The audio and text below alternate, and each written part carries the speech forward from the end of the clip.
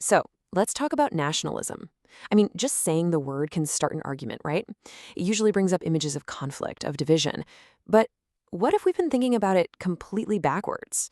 What if real love for your country isn't about putting up walls, but about, well, opening your heart? We're going to dig into a perspective today that might just flip everything you thought you knew about this on its head.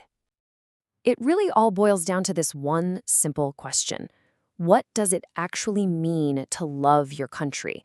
I mean, really, is it about the flag, the songs, the borders, or is it something deeper, something more human? The answer to that is going to take us on a pretty unexpected journey.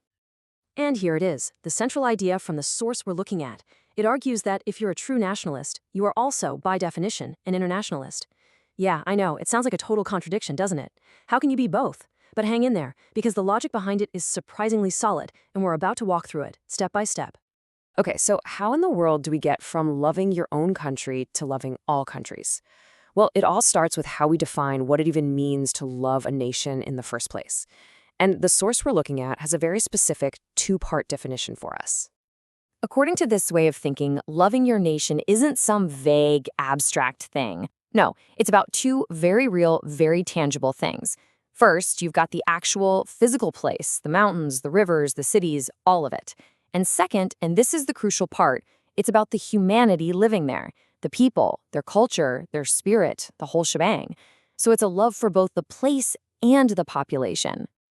Right. So loving a landscape, that makes sense. But loving millions and millions of people, most of whom you will never, ever meet, that's a whole different ballgame. And this brings us to the core mechanism of the argument, what we can call the compassion engine. Seriously, think about it for a second. It's literally impossible to personally know every single person in your country. So how can you say you love them? Is it just something people say?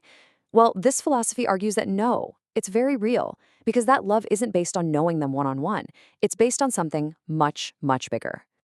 And the answer, really, is compassion. That's the engine. It's this ability to care about the well-being of this huge group of people you share a country with. It's about feeling connected to their fate. It's this deep well of compassion that makes loving an entire nation not just possible, but meaningful. Okay, but this is where the big but comes in, right? If your national love is built on compassion for humanity, what happens when humanity from outside your country poses a threat?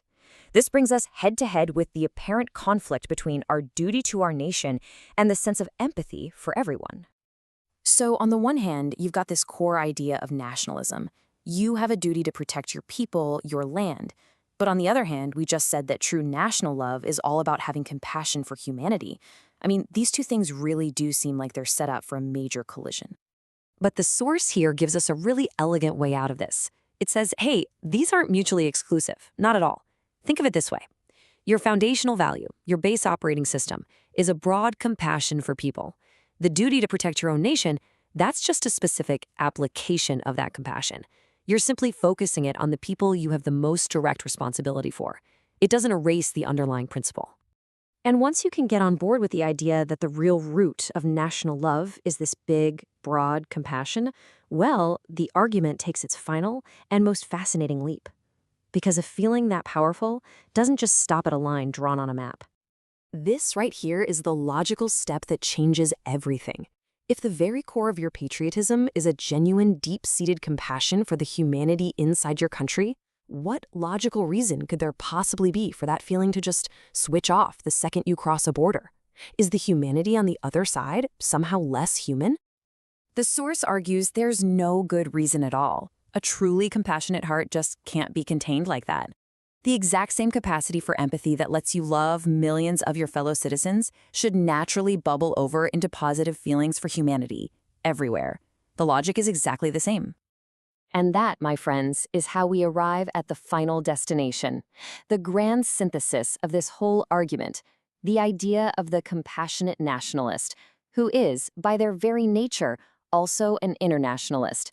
Let's just trace that chain of logic one last time, so we can see exactly how we got here.